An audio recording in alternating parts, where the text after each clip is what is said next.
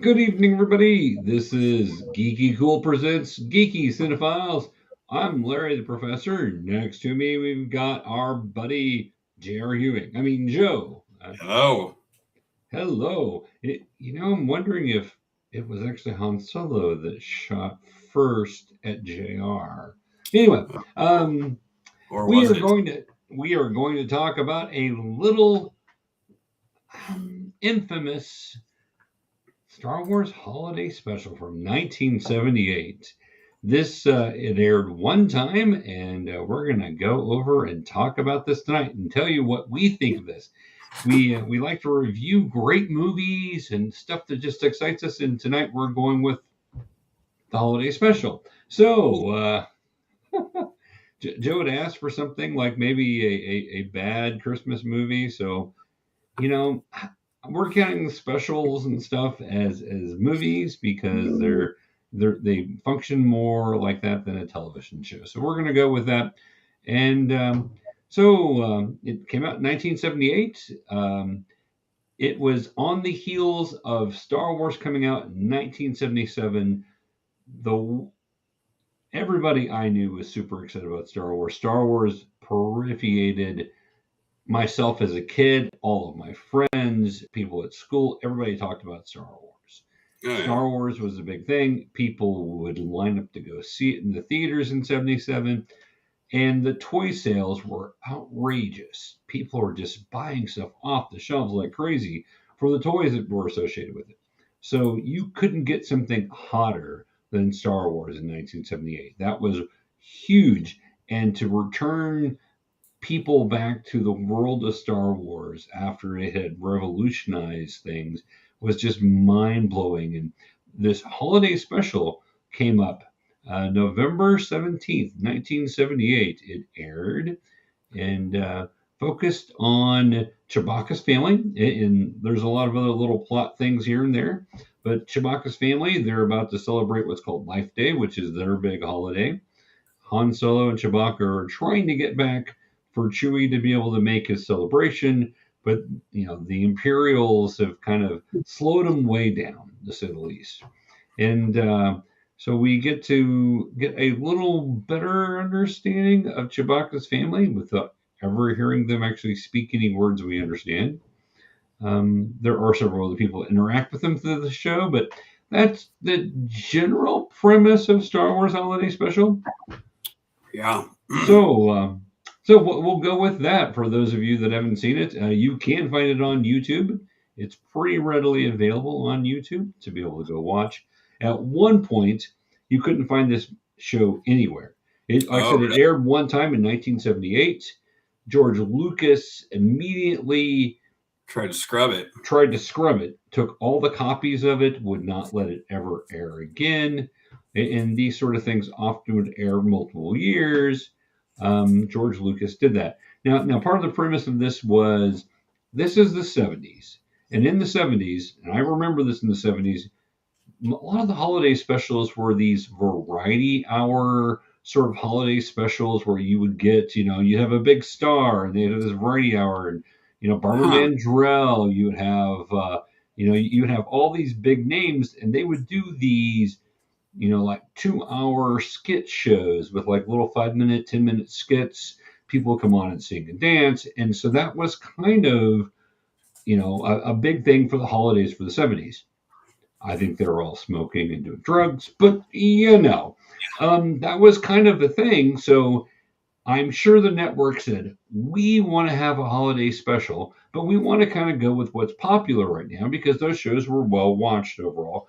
Take a popular variety hour show and mush it together with Star Wars. What could go wrong? Well, Joe, what did you think? What could go wrong? What could go wrong did go wrong. I mean, I'm thinking, what happened? Where did this come from? The variety show reference makes a lot more sense now. Yeah, So yeah. I'm wondering why they're stopping for 5 minutes in the middle to show a carnival of people dancing and doing flips and stuff. And what does this have to do with the story? I mean, this was so bad I couldn't turn away. It was like a bad car wreck. I can't believe that George Lucas actually let it go out.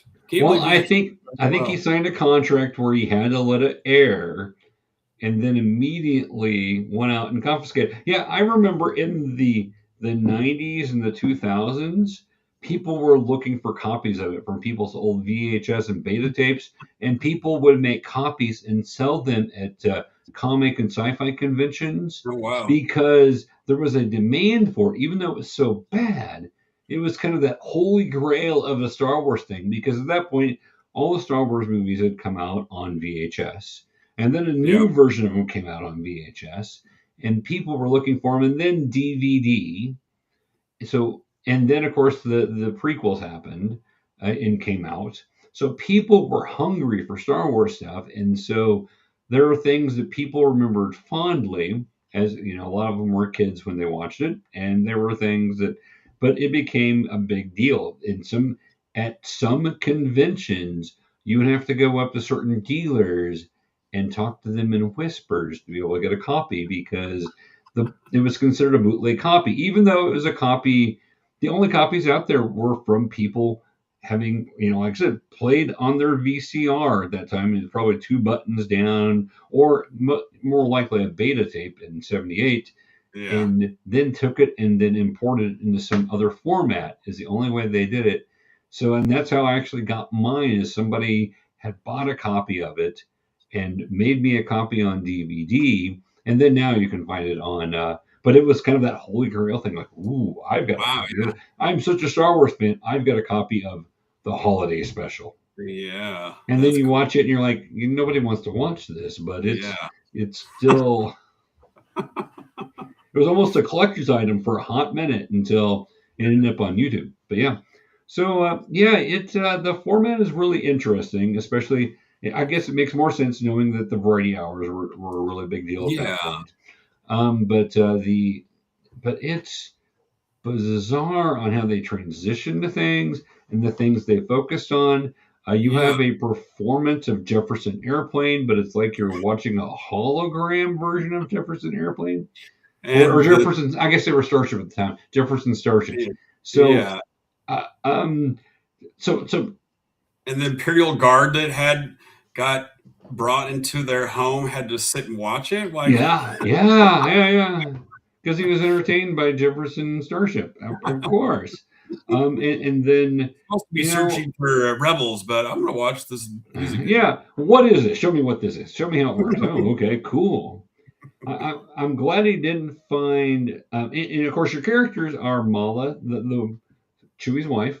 You have Itchy, the grandpa, which is such a weird name for what. And he was shorter than both Mala and Chewie. I'm like, which side is he the grandpa on? That's kind of weird. And then you got Lumpy, who is the kid who hasn't hit puberty yet, and playing all sorts of games. And it was interesting, but really odd trying to watch them interact with nothing below telling us what they're saying. And so they really had to, the actors that did the acting did have to really go in there and try to show what they were trying to convey, which was interesting. I found that part interesting. Being a drama and a movie person, that you're not getting the words down below. You're just having to figure out what the gist is, what they're saying. So, it moved so slow. I mean, most of the movie takes place in Chewie's house, right? And I don't think anything was added by showing the mother Wookiee cooking and cleaning and like and then you get Art Carney from the Honeymooners, comes in with an open chest jacket, and he's the Santa Claus. This is what he brings the gifts. Well, he was he was the dealer for the to the Wookiees that he brought. He would do it. He was the trader there. Yeah. The grandfather Wookiee's gift was kind of like you were looking at porn. This is for your pleasure. Yeah, very much like that. And the look on his face of the excitement, you're like, It really is. Now, again, it's 78. They don't show any nudity.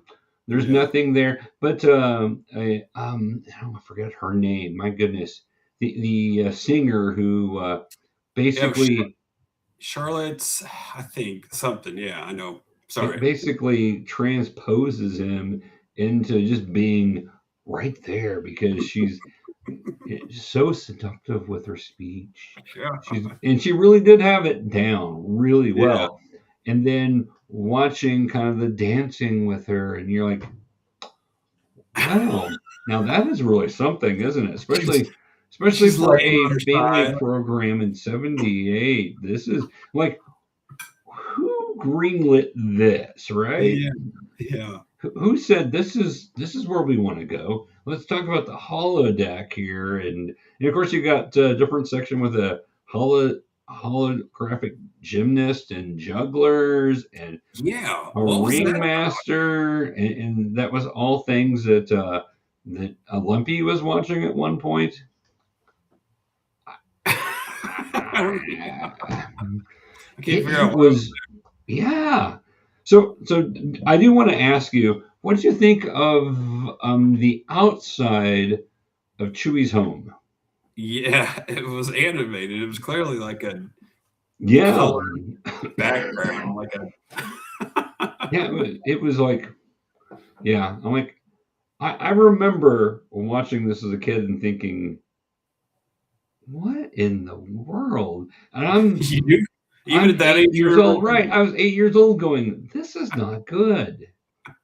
Now they got to a part that I liked, and we'll talk about that part here in just a little bit. But yeah, it was so bizarre. And then of course you've got B. Arthur, who they flash to Yeah, Tatooine for some sort of it's almost like watching Cops. But then it's about this life in this bar going on, and B. Arthur is the barkeep, and then she breaks into like a 10-minute song, yeah. and you're like, And Roger Corman's hitting on her. yeah, and Roger Corman was actually He was the 3 roles. Why yeah, is three he? of her roles. He was Why is he 3 roles? what's her name? Child's um, Yeah, the famous cook, the cook. He was cook. doing the Yeah, cooking show as a female and had extra sets of arms. But okay, I love Harvey Korman. I love yeah. Harvey Korman. So I'm like, okay, this is great, but that it was different. But yeah. But if you only had oh my gosh, not Don Knotts. Who am I thinking of? The other one with Harvey Korman on that always made Harvey Korman laugh. Oh, Tim Conway. If he only had Tim Conway there, it might have been good because it probably would have Right, been outrageously funny. Might have been right. talking about an elephant and all that, and Yeah, but yeah. I mean, I'm like, well, give him merits for getting big stars because at the time, Harvey Korman's huge. You have B. Arthur, who's huge on television at that point. You've got all these people that are pretty big names, including the cast of Star Wars. You have all yeah. those actors returning, and They what must do have paid you them a pile of money to be in what that. what did you think of the special effects there, though?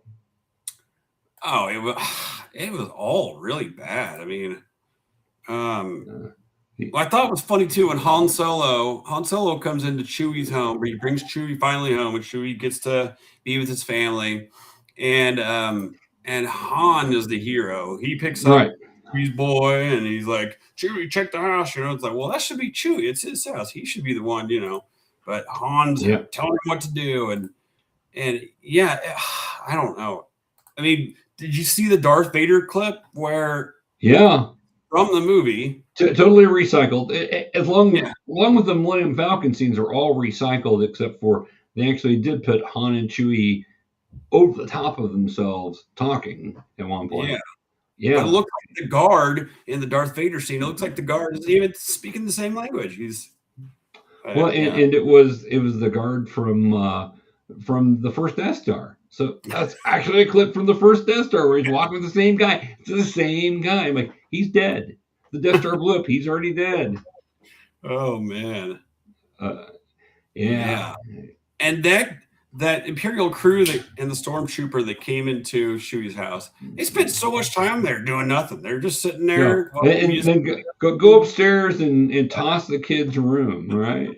Throwing stuff around, breaking stuff, trying to see if they can make the Wookiee child cry. I'm like, okay, I get that stormtroopers are mean and all that stuff, but really? I mean, you can see Art Carney trying to implore the typical acting, the Broadway stage actor, movements, but it just did not go over well. It wasn't funny. It wasn't there. I don't know. I don't know what else. If you're not going to make it a serious Star Wars thing, make it humorous at least. And they just failed on all of that because it was not a serious Star Wars thing at all. Well, and then I'm going to ask you, did you enjoy Carrie Fisher singing at the end to you? Yeah. I did notice that Carrie Fisher's outfit was the same one from the Star Wars movie, from New Hope. Yeah. I also noticed that her body moved in the same way as it did before without certain undergarments. I was. Okay, I'm glad you said that. Because this is a kid special and she's running around. Well, the original Star Wars movie, George Lucas had told her, well, in space, no one wears underwear because it's too restrictive. And so because he wanted her to go without a bra on. And she did again for this. Yeah. I'm sure the fans loved it. The high school boys watching going, finally something for me to see. Oh my God. Okay. So I want to talk about the part that I think is a redeeming factor in the show. It doesn't save it from anything other than there's a small glimmer of hope in it. What did you think of the animated Japanese style cartoon? It wasn't even good animation. I mean, Han Solo's face was gigantic. It was. And then, I guess they have to introduce like a sandworm type monster, so they introduce a pink dinosaur. Right. But yeah, it felt like somebody was tripping watching that. It was a very trippy sort of thing. Yeah. What I remember most as a kid was we had seen advertised the Boba Fett action figures. And one of my friends actually got one of the first ones you had to send in an ungodly amount of proof of purchase for.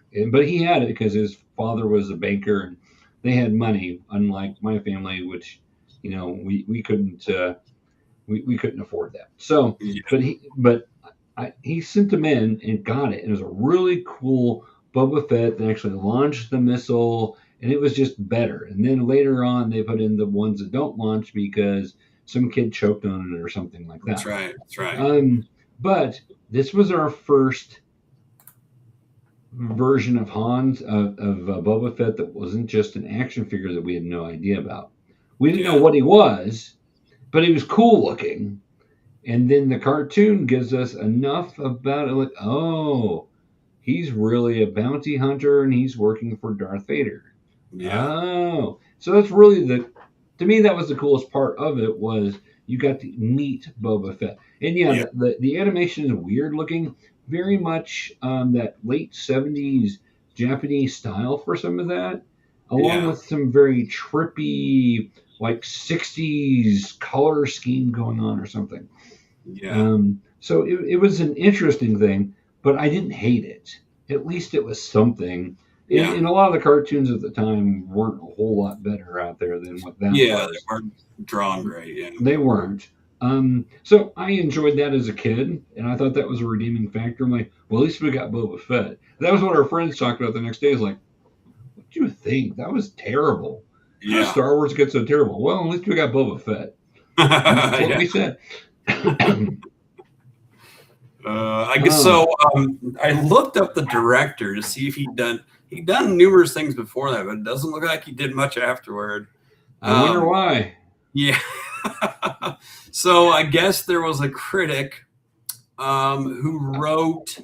Do you know about this? He wrote "What Were They Thinking," which is the 100 dumbest events in television history, and it ranked #1, calling it the worst 2 hours of television ever. I agree. The copy of the DVD that I have that has this on it left in the commercials. Oh, it did. And so you at least got 1978 toys commercials and some car commercials. You're like, well, at least that's something. Yeah. But that was when you're thinking about the commercials being so good, or at least decent. You know, the best part of this was the commercials and the little cartoon in the middle. So yeah. That's funny. I also loved, when the stormtroopers came in with the Imperials, and they're looking for any sort of information to find out if they're rebels or not. They look in the same cabinet that has this mysterious radio. And the radio, when it went off the first time, they had to you could hear it really loud. You had to open the thing. I'm thinking, I sure hope the thing doesn't go off now, because they're going to be surely caught at that point. And Princess Leia's trying to call back. But I'm like, you didn't search very well if you missed the hidden thing that the Wookiees can easily get in and open and everything else. How could you not open that? What did they? In fact, my first thought when they showed them doing that is like, oh, they better close that before the Imperials show up. And they didn't show them closing it, but then it was closed. I'm like, all right, well, continuity issues. And what was the baby Chewie's toy that came with video instructions? Oh, did that do something, or was it just? I'm sure it did. I don't know if we ever saw that. We saw what Mala had with because I think that's what the Imperial guy was watching that showed Jefferson Starship. But I don't know what it was. But they tore it up anyway. The stormtroopers came in and tore it up. Happy Wife Day. We're going to come tear everything up. But what did you think of the trippy group of Wookiees going up with their lights? And that was... Yeah, were they going to a different dimension in their red robe? I kind of looked that way, but I'm like, how does this work? Or is it just spiritual? Because I'm like... I don't know. The 70s are so weird. They put red robes on, and then they walk into a bright light. Oh! Let me pull up a picture. I totally forgot. I had a picture here. Oh, there we go. And at the other end of the bright light is Han and Leia and Luke. Right. And then they're telling them how great things are. Happy Life Day. We celebrate with you. And did you notice that Chewbacca is the tallest one of all the Wookiees? Yeah. I'm like, there's a whole group of Wookiees, and they're all a foot shorter than he is. Mala's Alma is not too much shorter, but everybody else is like uber short. And I'm like, I thought Wookiees were all tall. That's wild. I really enjoyed the slow kiss with Chewbacca and his wife. Yeah. They really kept waiting for tongue. Yeah. They couldn't talk, and they couldn't really kiss because they're so they just hugged each other. Yeah, hugged and put their mouths over on each other. And you're like, okay. Yeah. All right. I wonder if the actors saw it and were like, oh no. I think they did. I think it I think Harrison Ford in particular hated it, if I remember correctly. Of course, he didn't really love a lot of stuff, but he hated this. Like, oh my gosh, what have you done? And then Empire Strikes Back erased it all. Yeah, well, we don't know because Empire Strikes Back takes place during a very small amount of time. So, and then Return of the Jedi takes place almost right afterwards. So, maybe Chewie just didn't need to go back to Life Day again for a little while. Yeah, maybe his whole family died. He spent the years traveling the Well, galaxy. that's because he killed the guard and threw him off the big platform on the tree, and like, oh, I don't know how he died. Han did that. I know. Han tricked him, did a fake move, and then Yeah, it wasn't even a great. I mean, at least you could have done that the 70s cheesy karate chop. judo chop. Yeah, judo chop. Yeah. Oh my. Yeah, that was truly a treat, Larry. I'll give you that. Well, I wanted to give us something we hadn't seen before, and you mentioned something that's a bad Christmas movie. So I'm like, Yeah. well, we said, can let's always do the holiday special. Yeah, let's do a Christmas movie that everybody does like, but everybody shouldn't like, I think. Well, you said that, or something so bad that it's good, or so bad that this was it. This was it. I feel like I just crossed something off my bucket list too. And now, if anyone asks, have you ever seen the 1978 Christmas Star Wars special? Like, you betcha I have. Happy Life Day to you. Happy Life Day. Here, let me show you. This is to help you shave. This is a little thing I brought in. I almost want to think that the father in Gremlins, who creates all the stuff, maybe he was borrowing some from that character, because always trying to sell him just all sorts of crazy stuff. Yeah. Only a Wookiee would want that. Yeah, I don't know. Yeah. Interesting thought. Interesting thought. I did show my kids Gremlins over the weekend. So you did? Nice. Yeah, my son had seen it before, but he really hadn't paid attention, because I think he was mad that I tricked him into watching it. But this time he's like, he's really into it. I'm like, it's been a long time since. Does it hold up? It does still hold up. Yeah, you need to check it out. We'll have to review that at some point. But I posted on Facebook just to be funny. I'm like, I introduced my kids to a 1980s classic starring Phoebe Cates, and blah, blah, blah. And I said, of course, Gremlins. Because I'm not showing my kids Fast Times.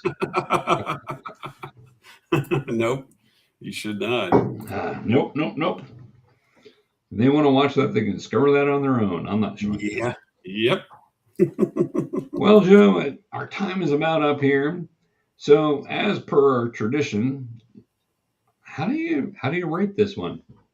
Man, it was so bad it was good. Was it good? But I gotta give it a D-. I mean, yeah. I mean, it had Star Wars attached to it, so that gives it a little bit of credit. Well, like I said, I like the cartoon, even though cartoon doesn't hold up to where it did in '78. But I give it a D- also. I don't know, guys. B. Arthur singing, God bless her. She was a great actress, but good Lord. She's a singing bartender. Singing bartender who couldn't get her people to leave. Yeah. And Roger Corman drinks through his head. Which is kind of cool. That actually was kind of fun. I'm like, if we would have done more of that, that would have been all right. Yeah. Yeah, I don't know. It's just such a weird, crazy thing. But now you've experienced it. If you guys have not seen it, please check it out and let us know what you think of the Star Wars Holiday Special. Are we totally wrong? And this is actually, so good that we just are missing it. Let us know what you think, because we've been known to be wrong sometimes, and people can have different opinions. But I've never met anybody that says, "Oh, finally got to watch this, and this was amazing." Usually, it's, "I finally got to watch this." Yeah. Okay. All right. Yeah, that was something. Yeah. So, yeah, I was so happy to see your reaction, because you're like, "Oh, how do you describe this?" The first 5 minutes, I was like, what is going on? What is happening? Yeah, when I IM'd you earlier and asked, are we on for this? Are you still good? He's like, "Oh, yeah, I'm watching it now." OMG. I'm like, yep, you're watching it. Yep. Doesn't get better. Yeah, all right. Oh, what a treat. Good suggestion there. Yeah, that always makes it fun. Next week we're planning a Christmas list, our top 5 Christmas movies, and maybe squeeze in our top 5 alternative Christmas movies, or throw in some holiday specials there to give you our favorites on those. That means we'll just have to talk quickly next week. But tune in next week for that. We'll talk some more Christmas movies with you guys. And until then, keep watching movies and stay geeky. And we'll see you all later.